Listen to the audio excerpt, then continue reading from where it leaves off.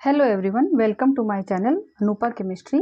आज हम OSF4 oxygen sulphur tetrafluoride की हाइब्रिडाइजेशन, शेप, ज्योमेट्री डिस्कस करेंगे। देखिए, ये एक मॉलिक्यूल हमारे पास है और अकॉर्डिंग टू VS-EPR थ्योरी हमें इसकी शेप डायग्नोस करनी है, इसकी स्ट्रक्चर ड्रॉ करनी है, हाइब्रिडाइजेशन पता करना है। तो हम क्या करेंगे, सबसे पहले क्या देखेंगे, हमने प्रीवियस वीडियो में मैंने आपको बताया था कि अगर आपको किसी कंपाउंड की या मॉलिक्यूल की स्ट्रक्चर ड्रॉ करनी है तो सबसे पहले आपको क्या पता होना चाहिए, लोवेस्ट इलेक्ट्रोनेगेटिव वाला एटम पता होना चाहिए। तो इन तीनों में से लोवेस्ट इलेक्ट्रोनेगेटिव वाला एटम कौन सा है? देखिए, हम यहाँ पे पीरियोडिक टेबल बना लेते हैं। Hydrogen, helium, lithium, beryllium, boron, carbon, nitrogen, oxygen, fluorine, neon, sodium, magnesium, aluminium, silicon, phosphorus, sulphur, chlorine and organ. Clear है? अभी देखिए, आपका यहाँ ऑक्सीजन है, यहाँ फ्लोरीन है, यहाँ सल्फर है। तो आप जानते हैं कि पीरियोडिक टेबल में पीरियड्स के अंदर लेफ्ट टू राइट क्या होती है, हमारी इलेक्ट्रोनेगेटिविटी इंक्रीज होती है। क्लियर है? और टॉप टू बॉटम ग्रुप में टॉप टू बॉटम क्या होती है, डिक्रीज होती है। तो इसके अकॉर्डिंग क्या हो जाएगा, हमारी सल्फर की इलेक्ट्रोनेगेटिविटी सबसे कम हो जाएगी। तो सल्फर हमारा क्या करेगा, सेंट्रल एटम की तरह वर्क करेगा। सल्फर हमारा सेंट्रल एटम की तरह वर्क करेगा। सेकंड स्टेप मैंने आपको बताया था कि एक बार आप ये रिकॉग्नाइज हो जाए कि आपका सेंट्रल एटम कौन सा है, तो उसके बाद आप सेंट्रल एटम की क्या करेंगे, वैलेंसी देखेंगे। तो सेंट्रल एटम की हम यहाँ पे देखेंगे वैलेंसी, इट मीन्स इसके आउटर मोस्ट शेल में कितने इलेक्ट्रॉन हैं। तो यहाँ से देख लीजिए, ये आपका 3s2 एंड ये हो जाएगा आपका 3p4। क्लियर है? तो सल्फर की वैलेंसी आपके पास आ जाती है 3s2 3p4। इसी तरह देखिए, सल्फर के जस्ट ऊपर ऑक्सीजन है तो इसकी वैलेंसी भी इसी के अकॉर्डिंग आ जाएगी, बस इसका पीरियड जो है वो दूसरा हो जाएगा, इसके 2p4 आ जाएगी। तो ऑक्सीजन की वैलेंसी आपके पास क्या आ जाएगी, 2s2 2p4। और यहाँ पे फ्लोरीन की आपके पास क्या आ जाएगी, यहाँ फ्लोरीन की आपके पास आ जाएगी 2s2 2p5। ठीक है? तो देखिए, अब आपका सेंट्रल एटम क्या है, सल्फर है। तो सेंट्रल एटम आपका क्या है, सल्फर है। सेंट्रल एटम आपका, यहाँ लिख लेते हैं इसको, सेंट्रल एटम आपका सल्फर है। सल्फर की वैलेंसी आपके पास है 1 2 3 4 5 एंड 6। ठीक है, ये क्लियर है? 6 इलेक्ट्रॉन सल्फर के पास आउटर मोस्ट शेल में है।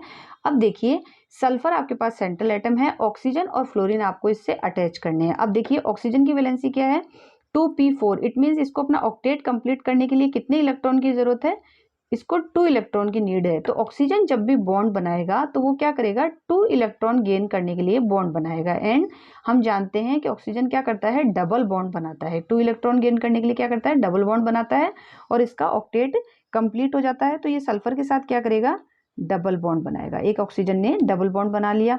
फ्लोरीन की वैलेंसी क्या है, 2s2 2p5। ऑक्टेट कंप्लीट करने के लिए इसको कितने इलेक्ट्रॉन की नीड है, ओनली 1 इलेक्ट्रॉन की। फ्लोरीन के पर फ्लोरीन को, यानी ईच फ्लोरीन आपका 1 इलेक्ट्रॉन गेन करने के लिए बॉन्ड बनाएगा अपना ऑक्टेट कंप्लीट करने के लिए। तो 4 फ्लोरीन है तो इसने 4 बॉन्ड एक एक फ्लोरीन ने बना लिए। ईच फ्लोरीन यहाँ पे 1 बॉन्ड बनाएगा। क्लियर है? हो गया। अब आप देखिए, इजीली हमने बॉन्ड पुटअप कर दिए, इतना हो गया अपना। अब इसके बाद हम क्या करेंगे, सल्फर की आप हाइब्रिडाइजेशन निकाल सकते हैं इस मॉलिक्यूल का। हाइब्रिडाइजेशन कैसे निकालेंगे, आप सिग्मा बॉन्ड काउंट कर लीजिए। अब देखिए, इसमें कोई भी लोन पेयर बचा नहीं है। ठीक है, इसमें सल्फर के पास में कोई भी लोन पेयर शेष नहीं है। तो आप क्या करेंगे, इसके सिग्मा बॉन्ड काउंट करेंगे। अब देखिए, ये एक डबल बॉन्ड है। ठीक है, आप देख रहे हो।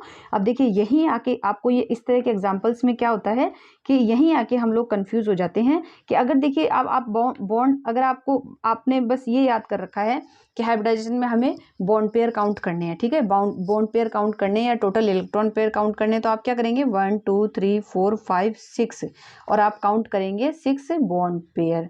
और ये यहाँ आपका, आप कहेंगे कि इसके हाइब्रिडाइजेशन हो जाती है sp3d2 और यही आपका आंसर हो जाता है रॉन्ग। क्लियर है?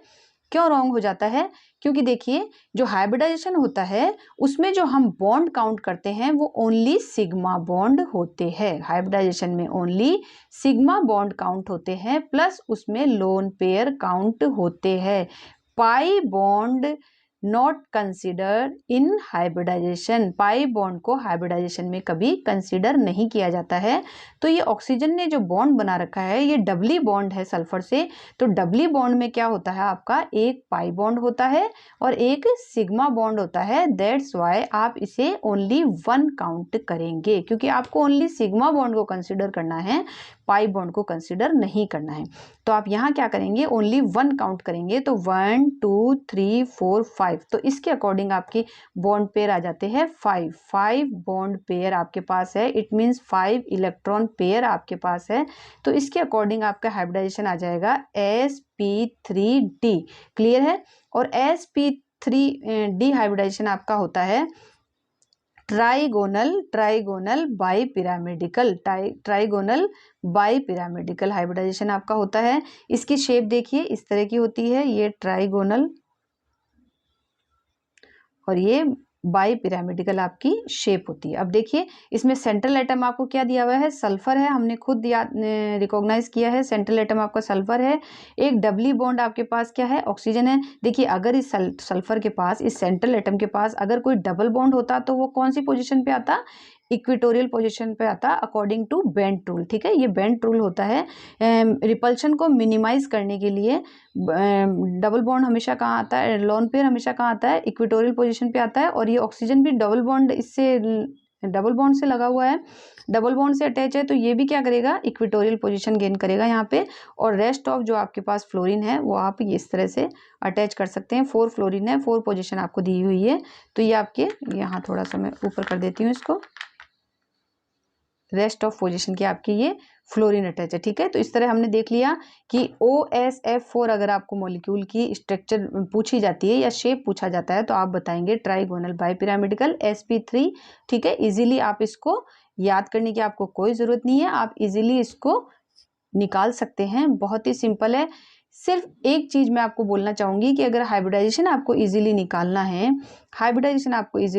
है, तो फर्स्ट ऑफ ऑल आप पीरियोडिक टेबल को बिल्कुल अपने, वो कहते हैं कि कंठस्थ कर लीजिए, पीरियोडिक टेबल को आप बिल्कुल अच्छे से याद कर लीजिए, तभी आप किसी भी कंपाउंड या मॉलिक्यूल का हाइब्रिडाइजेशन इजीली निकाल पाएंगे। क्योंकि अगर आपको पीरियोडिक टेबल देखिए याद है ना, तो मैथ्स में जैसे आपको टेबल याद है तो आप मैथ्स इजीली कर सकते हैं। और अगर आपको पीरियोडिक टेबल याद है तो 50% केमिस्ट्री आपकी यहीं तैयार हो जाती है जब आपको पीरियोडिक टेबल याद आ जाती है, तो चीज़ें आपके लिए बहुत ईजी हो जाती है। ठीक है, तो मेरे आपसे यही रिक्वेस्ट है कि आप सबसे पहले केमिस्ट्री में पीरियोडिक टेबल याद कर लीजिए, आपके लिए सब चीज़ें बहुत ईजी हो जाएगी। ठीक है, थैंक यू फॉर वॉचिंग।